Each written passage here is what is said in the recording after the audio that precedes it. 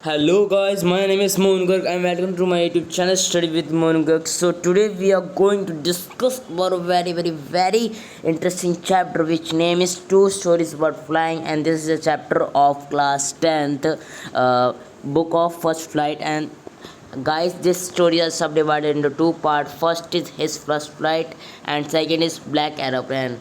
Guys, I want to say something about that chapter. If you will understand this chapter according to your motivation, for your motivation, so I am giving you 100% guarantee you got something new by my speaking and by my explanation, because this whole studio depend on your motivation according to your thoughts, how you will you make your, how you control your mind and how you control your body. So guys, without extend time, we should start our chapter.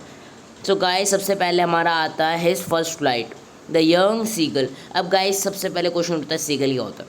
अब seagull मैं आपको दिखाता हूँ. ये होती है seagull. ये जो भी आप देख रहे हैं ये सारे के सारे सीगल है. ये जो आप देख रहे हैं ये जो सीगल होते हैं गाइस, ये जो समुद्र में से अपना खाना निकालते हैं और सारी मछलियों को मार के वहाँ से खाना खाते हैं वो. सो गाइस अब आगे चलते हैं. His two brothers and his sister had already flown away the day before. यानी कि जो सीगल के भाई बहन है, यानी कि जो सीगल के भाई बहन है वो एक दिन पहले ही उड़ना सीख चुके हैं. They learn that how to fly and how to catch. So अब क्या होता है guys, he had been afraid to fly with them. यानी कि जो सीगल है वो डर रही है. अफ्रेड का मतलब होता है किसी से डरना, यानी कि मैं उस चीज़ से अफ्रेड हूँ, यानी कि मैं उससे डर रहा हूँ. तो वो जो सीगल थी वो डरती थी फ्लाई करने उनके साथ भी नहीं और अकेले भी नहीं, वो डरने से डरती ही थी. अब क्या हुआ guys, somehow when he had taken a little run forward to the brink of the ledge and attempt to flap his wings, he became afraid. यानी कि जब भी वो ट्राई करती कि हमारा ये कोना है और यहाँ पे वो जाना चाहती है, तो जैसे ही वो वहाँ पे पहुँचती है वहाँ पे जाकर उसको डर लग जाता है और वहीं पे रुक जाती है कोने पर जाके, क्योंकि उसको इतना मोटिवेशन नहीं होता जिससे वो खुद अपने आप उड़ पाए. तो क्या होता है गाइस अब आगे चलते हैं. आगे बताया the great experience of the sea stress down bench and it was such a long way down. यानी कि मील्स डाउन, यानी कि जो खाना ढूंढने के लिए भी उन्हें मछलियों को पकड़ना पड़ता था. अपनी जो भी चोंच होती थी या फिर अपने हाथ होते थे, पैर होते थे, उनको पकड़ के लिटिल होल गया तो खाना होता था. अब क्या होता है, धीरे धीरे मैं आपको स्टोरी समझाता हूँ. ये जो स्टोरी है गाइस, इसके अंदर उसके माता पिता होते हैं. अब हर माता पिता चाहते हैं कि उसका बेटा भी उसकी तरह बड़ा बने और वो भी अपने आप से खुद खड़ा हो. अब क्या होता है गाइस, वो उसको माता पिता उसको फोर्स करते हैं कि हाँ तू खा, वहाँ जा और वहाँ उड़, और खुद अपने आप उड़ और खुद खाना ढूंढ और खुद को सब कुछ कर. बट लेकिन वो बोलता है नहीं मैं डरता हूँ, मैं कुछ नहीं कर सकता. फिर उन्होंने क्या कहा भाई, गुस्से में आकर उन्होंने बोल दिया नहीं अब तुझे उड़ना ही होगा, क्योंकि वो अब अपने मन को मार के उसको बोल दिया नहीं तुझे उड़ना होगा. फिर क्या होगा गाइस, वो सारे के सारे जो भी उसके भाई बहन थे और उसके माता पिता थे वो सारे उसे छोड़ के कोने पे चले गए. अब गाइस लेज जो आता है, लेज बोलते हैं ना गाइस, एक ये लेज और ये लेज. ये जो सीगल है, सीगल के आगे जो वाला लेज है, ये जो कोना होता है ना गाइस, यहीं पे होता है ये लेजेस. यहाँ पे खड़ी थी वो. अब क्या होता है गाइस, आगे चलते अब स्टोरीज आगे बढ़ती है. तो गाइस उनके माता पिता ने उसे छोड़ा कि नहीं तू भूखा रह, खुद करेगा तो जब जाके कुछ करेगा. सो गाइस उसने छोड़ दिया, वो दूसरी जगह पे चले गए और वो भी दूसरी जगह पे चले गए.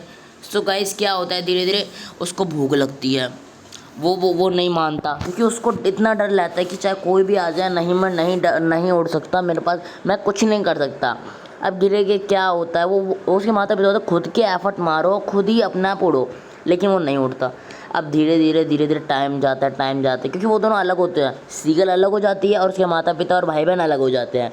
अब धीरे धीरे टाइम बीतता है. एक दिन वेस्ट कर लिया, फिर नेक्स्ट दिन जैसे होता है, वो पूरे दिन उसने कुछ नहीं खाया, क्योंकि उसके माता पिता सब कुछ खाते हैं उनके बच्चों के लिए, क्योंकि वो भी उड़ रहे हैं, इसलिए उनके लिए खाना ला रहे हैं, सब मिल बांट के खा रहे हैं. लेकिन सीगल को कुछ नहीं मिलता, उनका जो एक और लड़का था उनको कुछ नहीं मिलता वो. लेकिन हाँ, अब वो कुछ भी नहीं करता, वो खड़ा रहता है. फिर ऐसे ही पानी शायद पीता होगा, पानी नहीं पीता, कुछ भी नहीं खाता, भूखा ऐसे ही वहाँ पे खड़ा रहता है. और बाकी जो भी उसके माता पिता होते हैं वो सारे वहाँ पे खा के सो जाते हैं. लेकिन अब वो वहीं पे पूरी रात बिताता है, कुछ भी नहीं खाया बिना किसी करते हुए. उसके बाद क्या होता है गाइज, यहाँ पे जैसे सुबह होती है, उसकी जो मदर होती है, यानी कि वो जो सीगल होता है वो भूख से बार बार चिल्ला तो नहीं, हाँ उसके पेट में गुड़गुड़े होते हैं कि हाँ मुझे भूख लग रही है, मैं क्या करूँ क्या करूँ। फिर उसने अपनी फैमिली को देखा कि कोई मुझे नोटिस कर रहा है या फिर नहीं कर रहा। तो गाइस क्या होता है कई बार, जैसे कि आप घर में बैठे हो, आप किसी से रूठ जाते हो तो आप सोचते हो कि हाँ कोई ना कोई तो मुझे मनाने आएगा, कोई ना कोई तो मुझे मनाने आएगा, लेकिन आता कोई नहीं है। लेकिन हाँ ऐसा होता है कई बार कि हाँ हमें ये मोटिवेशन रहता है कि हाँ कोई ना कोई मुझे बचाने आएगा, हाँ और मुझे खाना खिलाएगा। अब क्या होता है गाइस कि कोई नहीं आता, लेकिन हाँ only his mother was looking at him. जब उसने मूव किया कोई नहीं देख रहा था, लेकिन उसकी जो मॉम थी वो थोड़ा थोड़ा उसको नोटिस कर रही थी। उसके बाद क्या होता है guys, she was standing on the little high hum on the hundred her well her white bust thrust forward now and again she tore at a piece of fish that lie at her feet।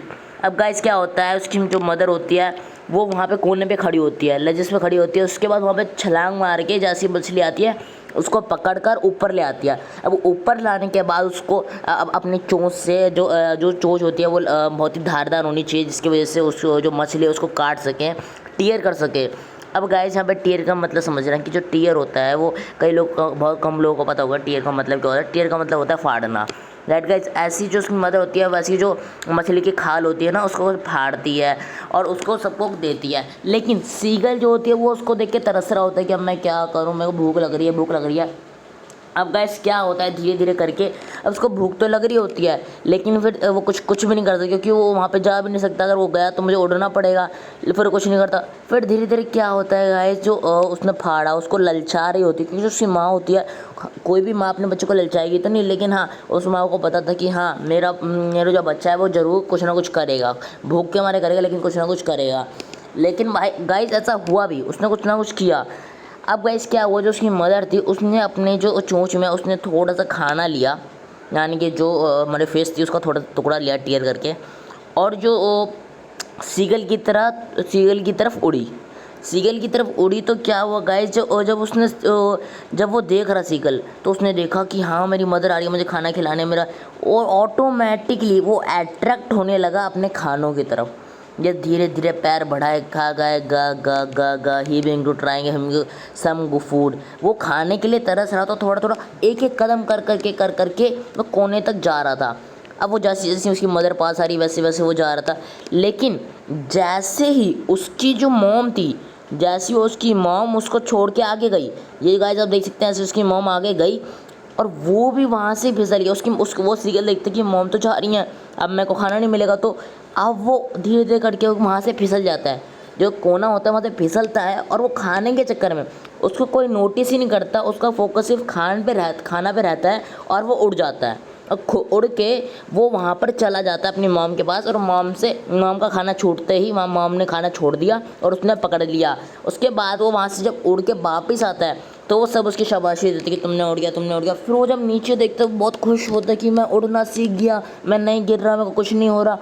तो guys यही थी हमारी the first fly story. This is very very very great story. आप देख सकते हैं यहाँ पे सारी फैमिली है उसकी, और जैसी वो उसके खाने पास लाती है और उड़ जाती है तो वो ऊपर जाके उड़ जाता है। देखो ये नीचे गया वो ऊपर गया, अब ऊपर जाके वो उसके साथ उड़ जाती है। राइट गाइज, अब गाइज ये ट्रैप कह सकते हैं। अभी उसकी मॉम ने उसके लिए ट्रैप बिछाया, एक उड़ने के लिए ट्रैप बताया। His parents the brother sister had landed. जब उनके सारे के सारे एक साथ बैठे सबने खाया तो सबने उसको शाबाशी दी कि हाँ तुम उड़ना सीख गया, तुम डरपोक नहीं हो, अब तुम नहीं डर सके, तुम कभी भी उड़ सकते हो, तुम्हें कोई दिक्कत नहीं होगी। गाइज यही थी हमारी the first fly story. This is very very great story guys, क्योंकि ये जो स्टोरी है गाइज, अगर मैं बोलना चाहूँगा कि गाइज अगर आपका फोकस किसी एक चीज़ पे है तो कोई भी आपको डिस्टर्ब नहीं कर सकता। अगर आपका होल फोकस है, आपकी जो टारगेट है उस पर, जैसे कि सीगल का पूरा जो फोकस था वो खाने पे था, इसलिए उसको कुछ भी नहीं सूझा, वो सीधा खाने की तरफ दौड़ा और कूद गया। अब कूदने के बाद उसके बाद उसके खाना मिल गया इसको, और जब पता चला कि मैं तो उड़ रहा हूँ उसके बाद बहुत वो ज़्यादा खुश हुआ। Guys that was the story of the first flight, his first flight. ये रहे उसके क्वेश्चन आंसर, आपको करने हैं तो कर लीजिए, स्क्रीनशॉट ले लेना। अब बाकी आपको हम नेक्स्ट पार्ट पे चलते हैं, which name is the black aeroplane. So guys हमने भी पढ़ा हिज फर्स्ट फ्लाइट, जिसके थे लेम ऑफ फ्लाहेरी अब जो स्टोरी है गाइस, जो स्टोरी फ्लाइंग, ये फ्लाइंग के बारे में बताई गई। जो फर्स्ट स्टोरी और सेकंड स्टोरी है फ्लाइंग के बारे में बताई गई है। अभी हमने पढ़ा फर्स्ट स्टोरी के बारे में, अब सेकंड स्टोरी पे आते हैं गाइस, ब्लैक एरोप्लेन। गाइस ये बहुत ज़्यादा इंटरेस्टिंग एंड बहुत ही ऐसे कहो ना मज़ेदार स्टोरी है। आप सुनोगे तो आपको बहुत ज़्यादा इंटरेस्टिंग लगेगा और इंटरेस्ट आएगा आपको इंग्लिश में। गाइस चलते हैं। The moon was coming up in the east behind me star. Guys जो ब्लैक एरोप्लेन है, इसमें थोड़ा सा हिंट बता देता हूँ। इसमें एक जो बंदा है वो एक फ़्लाइट मैन है, पायलट है एक फ़्लाइट का, जो फ्रांस से इंग्लैंड जा रहा है। और जो उसकी जो होल फैमिली है वो फ्रांस में है, या सॉरी इंग्लैंड में। वो जो है जो हमारा फ्लाइंग मैन है वो Dakota over France back to England जा रहा है। गाइस अब I was dreaming my holiday and looking forward to being my family. I looked at my watch 1:30 in the morning. वो जो पायलट है उसको चाहता था कि हाँ मेरा जो हॉलीडे है, क्योंकि जो उसका वो अपने जो पूरी फैमिली है उसके साथ बिताना चाहता है, उसके समय स्पेंड करना चाहता है। और वो बोलता है 1:30 पे इन मॉर्निंग मैं अपने घर पर खाना खाना चाहता हूँ।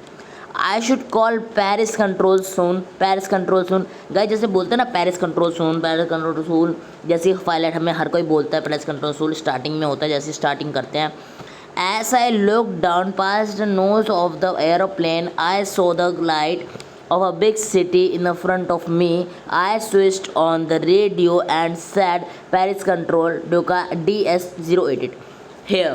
अब गाइस इसका मतलब ये है पेरिस कंट्रोल डकोटा DS088।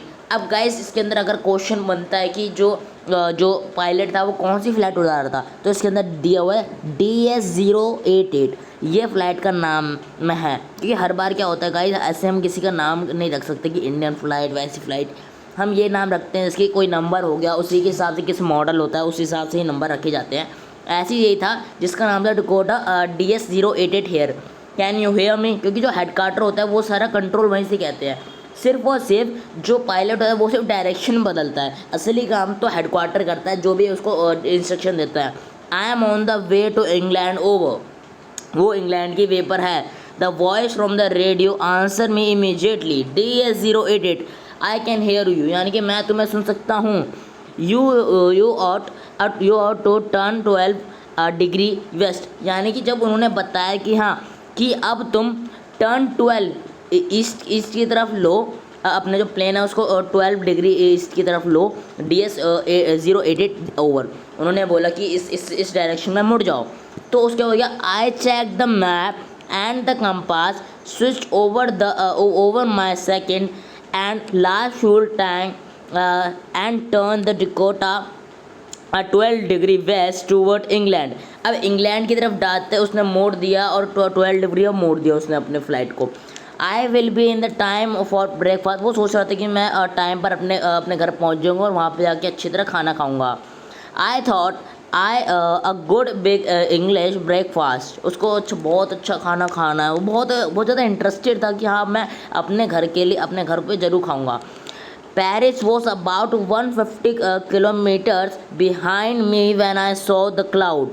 अब गाइस क्या होता है जब वो जो पायलट है जब वो पेरिस से निकल जाता है 150 किलोमीटर दूर हो जाता है, 150 पीछे होता है वो Paris.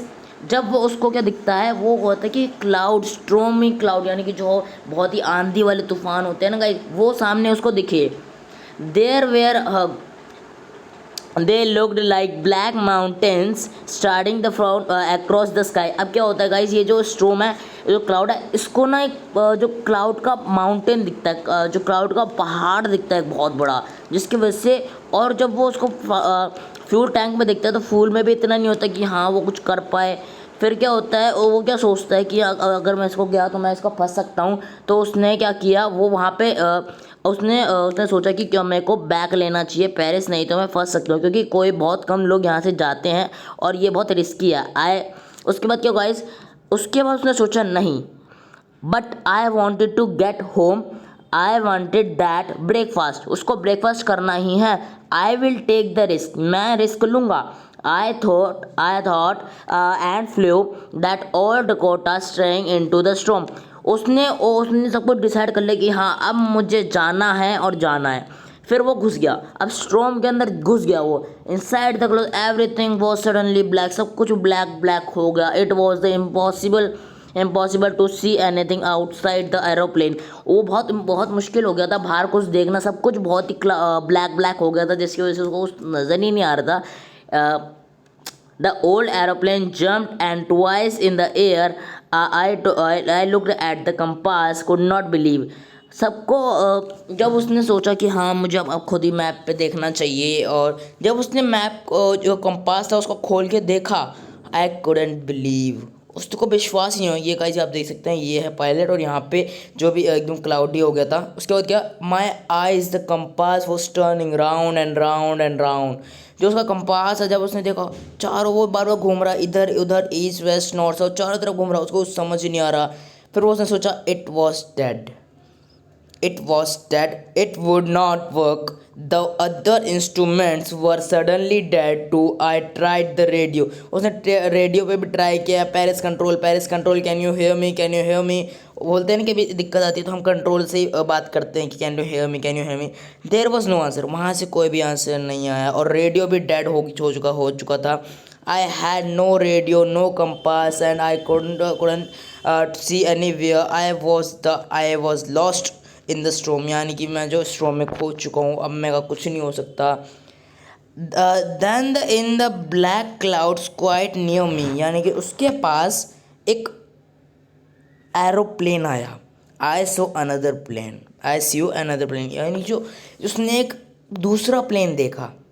It had no light in the its wing, उसकी कोई भी लाइट नहीं आ रही थी, वो एकदम ब्लैक था, एकदम स्ट्रोम के अंदर एक बहुत बड़ा सा प्लेन था। उसने देखा वहाँ पे एक पायलट का फेस नहीं दिख रहा था, लेकिन हाँ वहाँ पे पायलट था।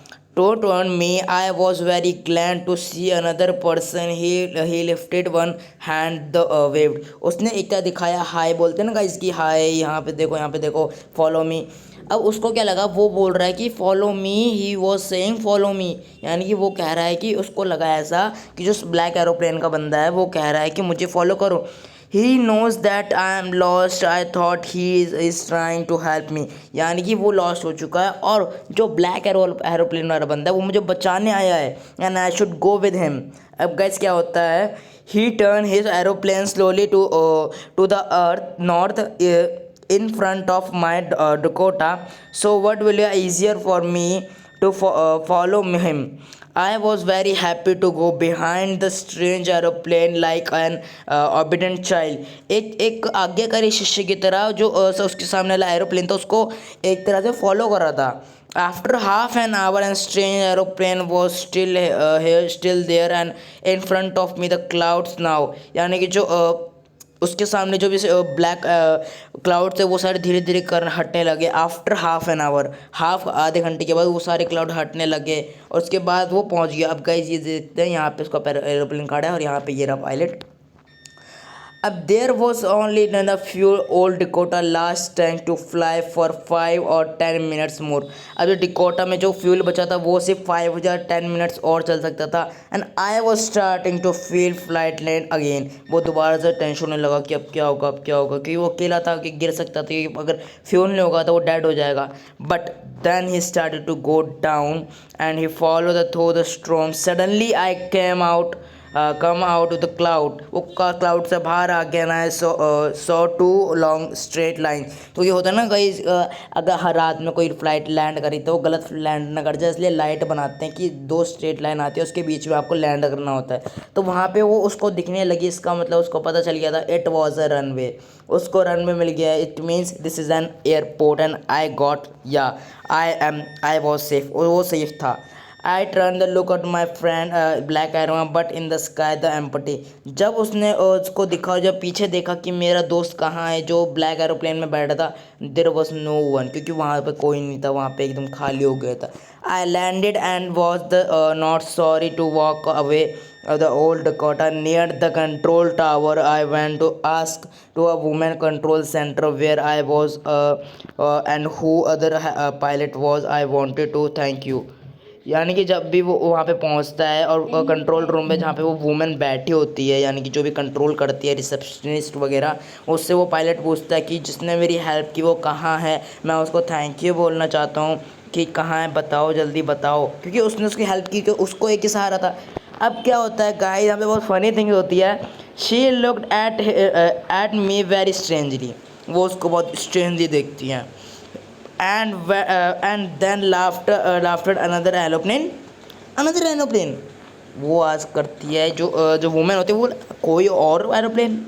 अब there is in this storm no other aeroplane were flying tonight, you was only one I could see on the radar. वहाँ रेडार पे तुम अकेले थे और तुमने ही पूरे के पूरे स्ट्रोम को एंड करके आए हो, तुम रेडार पे सिर्फ अकेले थे, वहाँ पे कोई और नहीं था।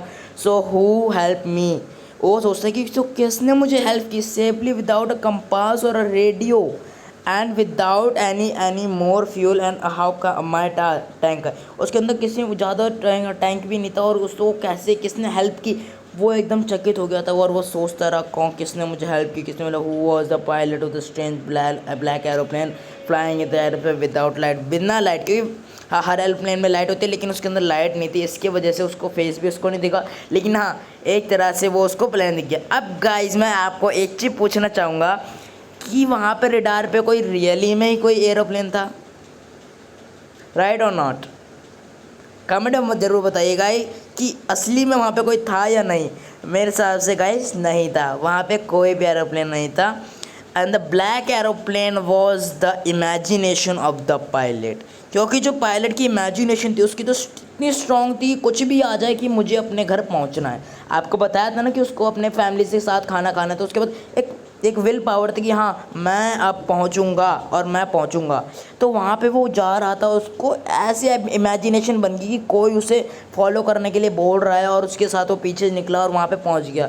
गाइस यही थी स्टोरी, और यहाँ पे हमने एक बहुत स्ट्रेंजलेस बंदे को लगा कि किसी ने मेरी हेल्प की, लेकिन असलियत में इसकी इमेजिनेशन ने ही इसे हेल्प की थी असलियत में, जिसकी वजह से ये बचा था।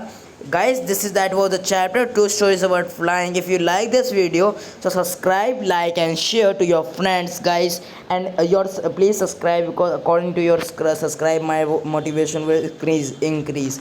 Bye bye guys, meet in next video.